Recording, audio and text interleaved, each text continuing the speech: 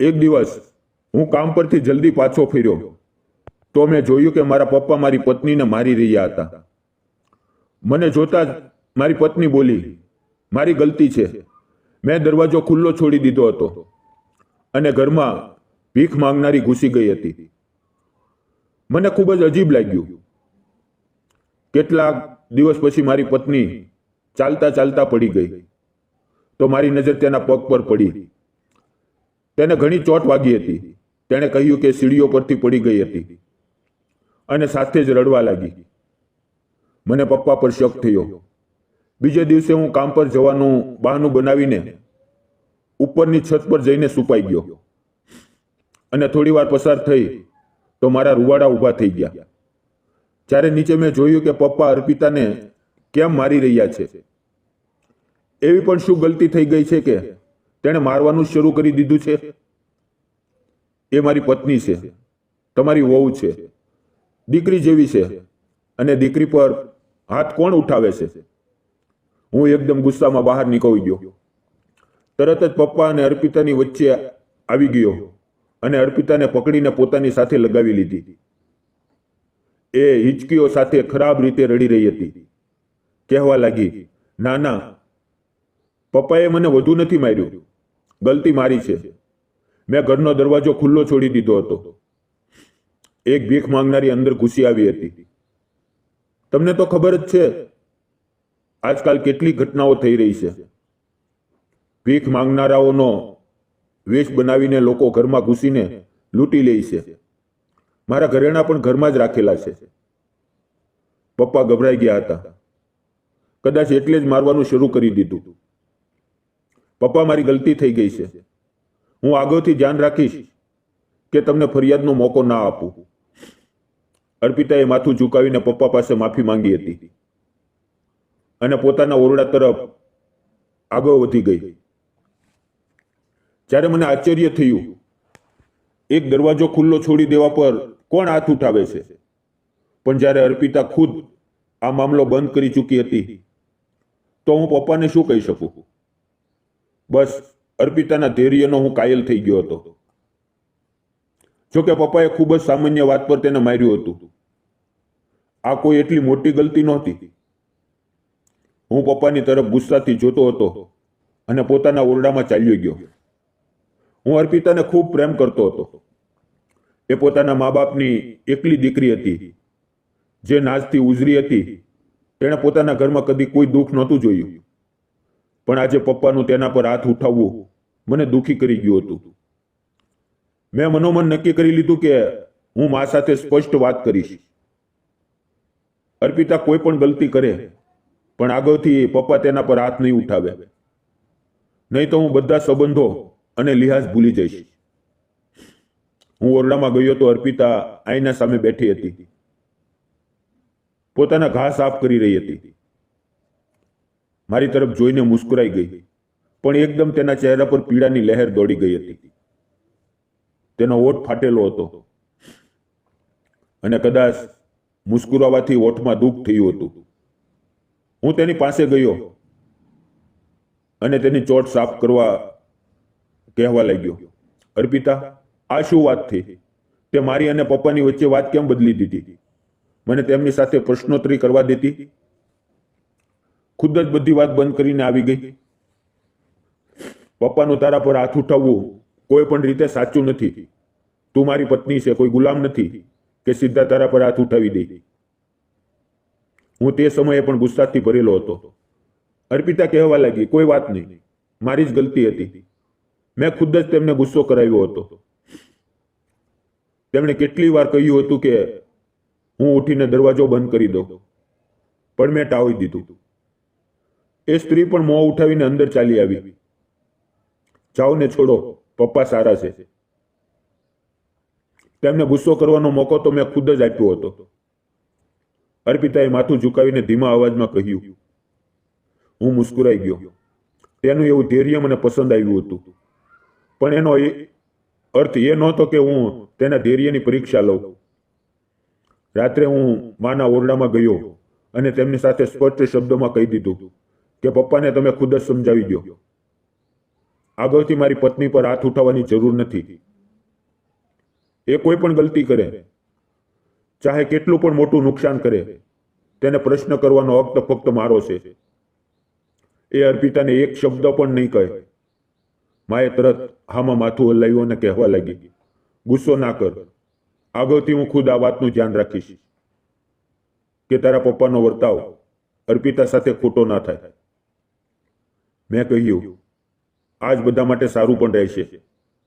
એમ કહીને હું ઓરડામાંથી બહાર નીકળી આવ્યો. કેટલાક દિવસ શાંતિથી પસાર થઈ ગયા હતા. હું પણ પપ્પાની તરફથી નિશ્ચિત હતો. માં એક દિવસ માસીના ઘરે ગઈ હતી. માસી બીમાર હતી. હું સવારે કામ પર જતો અને સાંજે ઘરે પાછો આવતો. હું કિચનમાં નાસ્તો કરી રહ્યો હતો જ્યારે અર્પિતા કિચનના બીજા કામો નિપટાવી રહી હતી. ત્યારે મેં જોયું કે તેની ચાલમાં લંગડાહટ છે અને એકદમ એ પડી ગઈ. પગ પરથી કપડું ખસી ગયું. મારી નજર તેના પગ પર પડી તો મારું દિલ ધડકી ગયું. તેના પગ પર ઘણો મોટો ઘા હતો. મોટી ચોટ લાગી હતી. લોહી વહેવા લાગ્યું. હું તુરંત અર્પિતા પાસે ગયો અને પૂછવા લાગ્યો, આ તારા પગ પર શું થયું છે? આટલો મોટો ઘા કેવી રીતે થયો? મારી પત્ની કહેવા લાગી કે હું સીડીઓ પરથી પડી ગઈ હતી અને તેની સાથે જ તેની આંખોમાં આંસુ વહેવા લાગ્યા. એ જોર જોરથી રડવા લાગી. હું તેની તરફ જોઈને આશ્ચર્યચકિત રહી ગયો. એ એટલી ઓછી હિંમતવાળી નહોતી કે નાની વાત પર રડી પડે. હું વિચારવા લાગ્યો કે જ્યારે ચોટ લાગી ત્યારે તો કહ્યું પણ નહોતું, અને હવે જ્યારે મેં ઘા જોઈ લીધો તો શા માટે રડવા લાગી? તેનું રડવું તો કોઈ બીજી તરફ જ ઈશારો કરી રહ્યું હતું. મેં તેને પોતાના ગળે લગાવી લીધી અને દિલાસો આપવા લાગ્યો કે કોઈ વાત નહીં, હું તારા ઘા પર દવા લગાવી દઈશ. હું તેને સહારો આપીને ઓરડામાં લઈ ગયો. તેના ઘા પર દવા લગાવી અને કહેવા લાગ્યો, તારું ધ્યાન ક્યાં હોય છે? કેટલી મોટી ચોટ લગાવી દીધી છે. જો ક્યાંક ઉપરથી સીડી પરથી પડી હોત તો ખબર જ નહીં કેટલું નુકસાન થઈ જાત. હવે પોતાનું ધ્યાન રાખજે. મને આવી ફરિયાદ ફરી ના મળે. ત્યારે અર્પિતાએ આ વાતમાં માથું હલાવી લીધું, પણ તેની આંખોમાં બેબસી મને સ્પષ્ટ દેખાઈ રહી હતી. મારા દિલમાં કંઈક ખટકવા લાગ્યું. એવું લાગ્યું કે ક્યાંક ને ક્યાંક કંઈક ખોટું છે. એ દિવસ પપ્પા જેમ અર્પિતાને મારી રહ્યા હતા, આ ઘરમાં તેની સાથે સારો વર્તાવ નહોતો થઈ રહ્યો, પણ તેના પછી પણ એ મને બધું છુપાવતી હતી. જરૂર કોઈ મોટી વાત હતી. અર્પિતા ખુદ મને કંઈ પણ કહેવાની નહોતી, કારણ કે જો તેને કહેવું હોત તો પહેલા દિવસે જ કહી દેત. હવે જે પણ હતું મારે ખુદ જ આ વાતનો પતો લગાવવાનો હતો.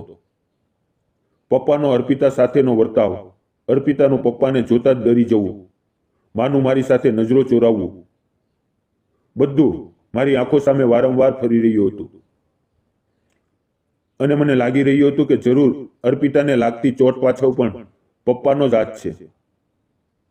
એટલે કે પપ્પાનો હાથ એ દિવસ પછી પણ નહોતો રોકાયો. હું ગુસ્સાથી ઉકોવી ઉઠ્યો, પણ અર્પિતા સાથે હવે આ વાત પર કોઈ ચર્ચા નહોતી કરી, કારણ કે આ મામલો મારે પોતાની રીતે ઉકેલવાનો હતો. બીજે દિવસે હું સવારમાં ઉઠીને નાસ્તો કરી રહ્યો હતો. અર્પિતાને કહ્યું કે હું કામ પર જઈ રહ્યો છું. પપ્પા તે સમયે સૂઈ રહ્યા હતા. મારા જવા પછી જે ઉઠતા હતા અને અર્પિતા તેમને નાસ્તો બનાવી આપતી હતી.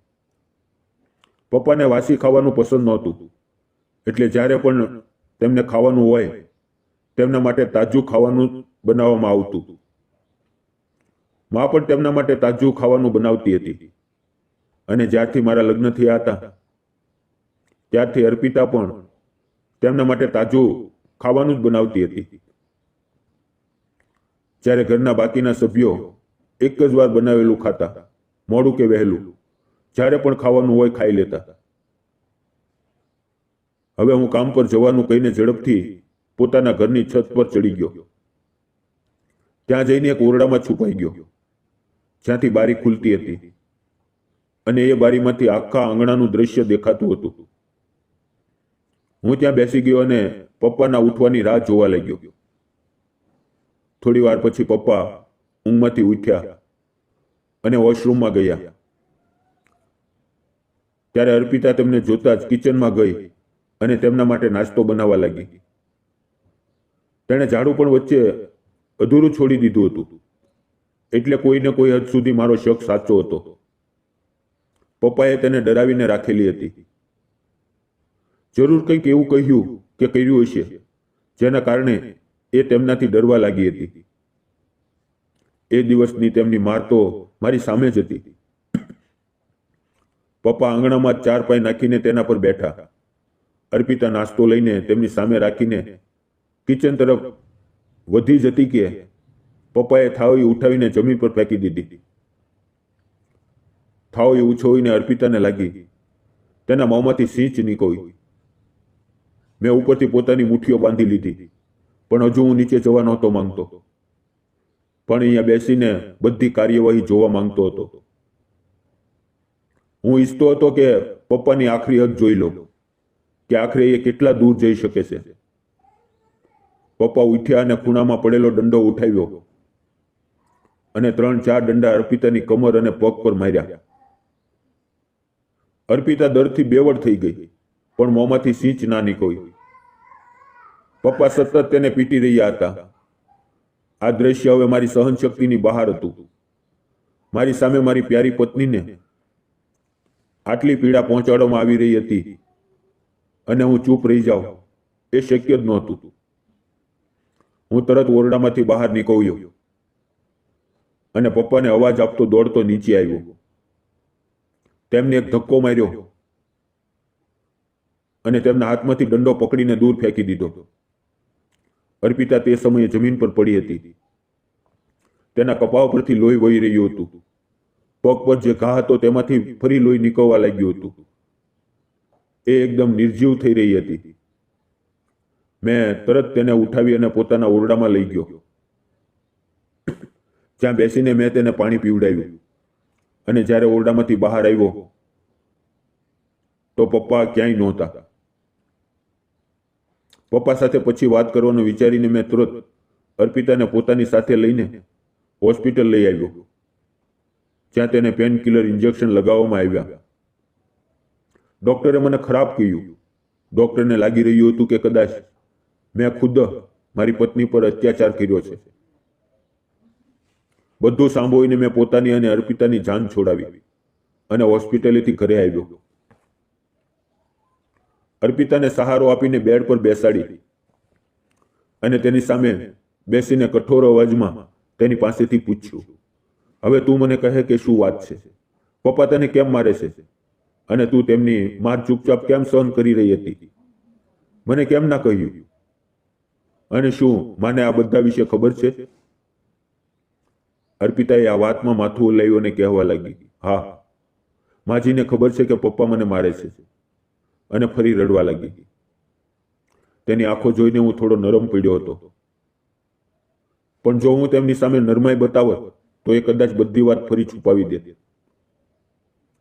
એટલે મેં તેના આંસુ લૂછ્યા અને કહ્યું, મને એ કહે કે પપ્પા તને કેમ મારે છે? ત્યારે અર્પિતા કહેવા લાગી, મને નથી ખબર એ મને કેમ મારે છે, પણ જ્યારે પણ મારવાથી ગલતી થાય છે તો મને ઘણું પીટી નાખે છે. સાથે જ ધમકી પણ આપે છે કે જો મેં તમને કે કોઈને કંઈ કહેવાની કોશિશ કરી તો એ માજીને પણ ઘરમાંથી કાઢી મૂકશે અને તમને પોતાની સંપત્તિમાંથી અલગ કરી દેશે. હું નથી ઈચ્છતી કે મારા કારણે તમે કોઈ મુશ્કેલીમાં પડો. ગલતી તો બહુ મારાથી જ થાય છે, એટલે જ મને માર પડે છે. એટલે હું ચૂપચાપ સહન કરી રહી હતી. અર્પિતાની વાત સાંભળીને હું ગુસ્સાથી ઉકળી ઉઠ્યો. તેની તરફ ઘૂરી જોઈને કહેવા લાગ્યો, તને મારા પર એટલો પણ વિશ્વાસ નથી કે તું મને પોતાના ઘરવાળાઓની કોઈ ફરિયાદ કરીશ તો હું તેમની સાથે વાત પણ નહીં કરું? પપ્પા મને સંપત્તિમાંથી અલગ નહીં કરી શકે અને ના માને ઘરમાંથી કાઢી શકે. તે આ ભય કેમ પાવી લીધો હતો? તો એ કહેવા લાગી, જ્યારે તેમણે મને ધમકી આપી તો મને લાગ્યું કે સાચે જ એ એવું કરી દેશે, અને એ એવું કેમ નહીં કરી શકે. તેની માસૂમિયતથી મારી તરફ જોયું તો હું પોતાનો બધો ગુસ્સો ભૂલી ગયો. એકદમ તેને ગળે લગાવી લીધી અને કહેવા લાગ્યો, પપ્પા ના મને જાયદાદમાંથી અલગ કરી શકે અને ના મને ઘરમાંથી કાઢી શકે. તેમની પાસે આ બંને અધિકાર નથી. માને ઘરમાંથી કાઢશે તો ખુદ જ ઠોકરો ખાશે. એ કહેવા લાગી, એ કેવી રીતે? એ તમારા પપ્પા છે, તેમની પાસે બધા અધિકાર છે. આ ઘર પણ તમારું પેતૃક ઘર છે, તો જરૂર તમારા પપ્પાના નામે જ હશે. તમારી જિંદગી ખરાબ થઈ જશે. એટલે પપ્પા સાથે ઝઘડો ના કરો. કેટલાક દિવસ પછી જ્યારે તમે ખુદ પોતાનું કોઈ ઘર બનાવી લેશો તો મને ત્યાં લઈ જજો, અને માજીને પણ. તેની માસૂમિયત ભરી વાતો સાંભળીને હું મુસ્કુરાઈ ગયો. કહેવા લાગ્યો, આજે સાંજે તને ખબર પડી જશે કે પપ્પા મને જાયદાદમાંથી અલગ કેમ નહીં કરી શકે, અને માને પણ ઘરમાંથી કેમ નહીં કાઢી શકે. એ આશ્ચર્યચકિત થઈને મારી તરફ જોઈ રહી હતી અને વારંવાર મારી પાસેથી પૂછતી રહી, પણ મેં તેને કંઈ પણ ના કહ્યું. અડધા કલાક પછી પપ્પા ઘરે પાછા આવ્યા હતા અને આવતા જ પોતાના ઓરડામાં ચાલ્યા ગયા હતા. મેં પણ તેમની સાથે કંઈ ના કહ્યું, પણ હું માને બોલાવી ચૂક્યો હતો. હવે હું તેમની સામે જ વાત કરવા માંગતો હતો. હું જ્યારે પણ પપ્પા સાથે કોઈ વાત કરતો હતો તો તેમને હંમેશા મને જ ખોટું લાગતું હતું. એ માની સાઈડ લેતી હતી. આજે એ ખુદ પણ પોતાની આંખોથી પોતાના પતિની અસલિયત જોઈ લે તો કદાચ તેમને વિશ્વાસ આવી જાય. ગુસ્સો તો મને મા પર ઘણો હતો કે એ બધી વાત જાણતી હોવા છતાં મારી પાસેથી છુપાવી રહી હતી, અને એ દિવસે મારા કહેવા પછી પણ તેમણે મારી વાતને ગંભીરતાથી ના લીધી. પણ કોઈ વાત નહીં, એ મારી મા હતી. સાંજે મેં તેમનો હાથ પકડ્યો અને તેમને સીધા પપ્પાના ઓરડામાં લઈ ગયો, અને સાચે જ અર્પિતાને પણ અવાજ આપ્યો. મેં કહ્યું, તમને ખબર હતી કે પપ્પા અર્પિતા સાથે મારપીટ કરે છે? માએ નામાં માથું હલાવ્યું. મેં અર્પિતાની તરફ જોયું તો કહેવા લાગી, પપ્પા માજીની સામે મારતા નહોતા, બસ ડામતા હતા અને ક્યારેક એક થપ્પડ લગાવી દેતા હતા. મેં આઘાતથી માની તરફ જોયું. પપ્પાએ મારી પત્ની પર હાથ ઉઠાવ્યો, અને તમે તેમને કંઈ કહ્યું નહીં? કંઈ બોલ્યા નહીં? તો મા કહેવા લાગી, તો શું કરતી? પોતાનું ઘર બરબાદ કરતી? બધાના મનાવા છતાં પણ મેં આની સાથે બીજા લગ્ન કરી લીધા. કરવાઓએ કેટલું કહ્યું કે આ માણસ સારો નથી, પણ મેં કોઈની ના સાંભળી. બધી સચ્ચાઈ તો લગ્નના કેટલાક દિવસ પછી જ મારા પર ખુલ્લી ગઈ હતી, જ્યારે આ માણસે મારા પર હાથ ઉઠાવ્યો હતો. પણ શું કરતી? કરવાઓથી બહુઓ કરીને લગ્ન કર્યા હતા, એટલે આ સંબંધ નિભાવવો મજબૂર હતી. બધા મને જ દોષી ઠેરવતા અને કહેતા કે કોઈની વાત ના સાંભળી, અને હવે પરિણામ જુઓ. માં એટલી વાત કરીને ધ્રુસકે ધ્રુસકે રડવા લાગી. જ્યારે અર્પિતાએ મારી તરફ આશ્ચર્યથી જોયું, મારા ઓરડામાંથી નીકળી જાઓ. વધુ મારી સામે બકવાસ કરવાની કોશિશ કરી તો તમારી માને ડિવોર્સ આપી દઈશ, અને પછી આખા ખાનદાન સામે મોં છુપાવતા ફરજો. પપ્પાએ એકદમ ગર્જના કરી તો મેં તેમને કોલરથી પકડી લીધા. હવે બધો લિહાઝ ખતમ થઈ ગયો હતો. એ મારો સાવકો બાપ હતો. આ વાત અમે અર્પિતાથી છુપાવી રાખી હતી, પણ હવે કોઈ ફાયદો નહોતો. હવે જ્યારે સત્ય સામે આવી ગયું હતું તો તેને તેની ઓકાત યાદ કરાવવી જરૂરી હતી. મેં તેને ગળેથી પકડીને 2-3 થપ્પડ મારી અને તેને આંગણામાં ધક્કો મારી દીધો. અહીંથી નીકળી જાઓ અને ડિવોર્સના કાગળ મોકલી દેજો. ખાનદાન વાળાઓને અમે ખુદ જોઈ લઈશું. ગલતીઓ માણસથી થાય છે. માં, તમે આ ગલતીને માથે કેમ ચડાવી લીધી? કેમ સમય રહેતા આ માણસને છોડી ના દીધો? આટલો સમય તેના અત્યાચાર સહન કરતી રહી, મને દુઃખ પણ થયું હતું અને ગુસ્સો પણ આવ્યો હતો. માં હજુ સુધી રડી રહી હતી, કદાચ પોતાની ગલતી પર પસ્તાવો કરી રહી હતી. મારા પિતાના અવસાનના ઠીક 3 વર્ષ પછી માએ બીજા લગ્ન કરી લીધા હતા. ઘરવાળાઓ અને સંબંધીઓએ કહ્યું હતું કે આ માણસ સારો નથી, આ સ્વભાવથી અય્યાશ માણસ છે અને ફક્ત મારા પિતાની દોલતની પાછળ છે. પણ મારી માએ કોઈની ના સાંભળી અને કહ્યું હતું કે પરેશ મને સાચો પ્રેમ કરે છે અને એ મારી ધન દોલતની પાછળ નથી અને એ મારા બાળકને પણ પોતાનું કરી લેશે. લગ્ન પછી મને કદી પણ પપ્પા તરફથી કોઈ ફરિયાદ નહોતી થઈ. એ મારા મામલાઓમાં દખલ ના કરતા. મારા બધા નિર્ણયો માં ખુદ જ લેતી હતી અને મને આ વાતથી કોઈ સરોકાર પણ નહોતો કે પપ્પા ઘરમાં શું કરી રહ્યા છે. મારી માં ખુશ હતી, મને બીજું શું જોઈએ. પણ આજે ખબર પડી રહી હતી કે એ માણસ ના ફક્ત મારી માં સાથે મારપીટ કરતો હતો, પણ હવે તેણે મારી પત્ની સાથે પણ મારપીટ શરૂ કરી દીધી હતી. તેને કદાચ મારપીટ કરવાની આદત પડી ગઈ હતી. માને તેના અત્યાચારથી હું ના બચાવી શક્યો, પણ પોતાની પત્નીને જરૂર બચાવી લીધી હતી. એ મારો સાવકો બાપ હતો. તેણે મારી માને ન જાણે કેટલું રડાવી હતી, પણ હવે તેના રડવાનો વારો હતો. મેં પોલીસને ફોન કર્યો અને તેને જેલમાં બંધ કરાવી દીધો. થોડા સમય પછી મા માટે ડિવોર્સના કાગળ પર સહી પણ કરાવી લીધી. માએ ડિવોર્સના કાગળ જોઈને ધ્રુજકે ધ્રુજકે રડવાનું શરૂ કરી દીધું. તેણે પોતાની આખી જિંદગી એક નર્કમાં ગાળી લીધી હતી અને આ વાતની કોઈને ખબર પણ ના પડવા દીધી. હું ખુદ પણ પસ્તાઈ રહ્યો હતો.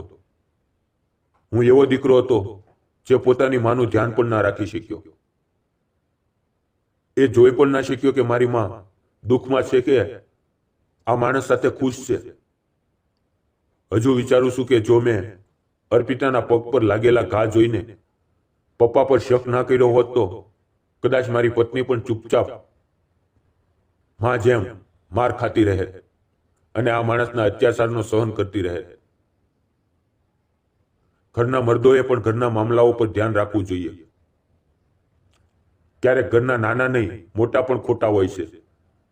તેમને પણ ઘણી બધી વાતો સમજવાની જરૂર હોય છે અને જ્યાં અત્યાચાર થતો હોય ત્યાં બધા સંબંધ નાતા તોડી દેવા જોઈએ. ગયેલો સમય કદી પાછો નથી આવતો અને માણસ પાસે ફક્ત પસ્તાવો રહી જાય છે. તો દોસ્તો, આ વાર્તા વિશે તમારી શું રાય છે? કોમેન્ટ બોક્સમાં જરૂર કહેજો. અને જો તમને અમારી આજની વાર્તા સારી લાગી હોય તો પ્લીઝ લાઈક જરૂર કરજો. જો તમે હજી સુધી અમારી ચેનલને સબસ્ક્રાઇબ ના કરી હોય તો જરૂર કરી લેજો. તો મળીએ એવી જ એક અને મોટિવેશનલ વાર્તા સાથે. Thanks for watching. મિત્રો, વિડીયોમાં આવેલા નામ, પાત્ર અને ઘટના ફક્ત કાલ્પનિક હતા. તેનો કોઈ પણ જાતિ, ધર્મ કે વ્યક્તિ સાથે સંબંધ નથી. આ વાર્તા ફક્ત મનોરંજન અને શૈક્ષણિક ઉદ્દેશથી બનાવવામાં આવી હતી. ફરી મળશું આવતીકાલે મિત્રો. ત્યાં સુધી આવજો. ધન્યવાદ.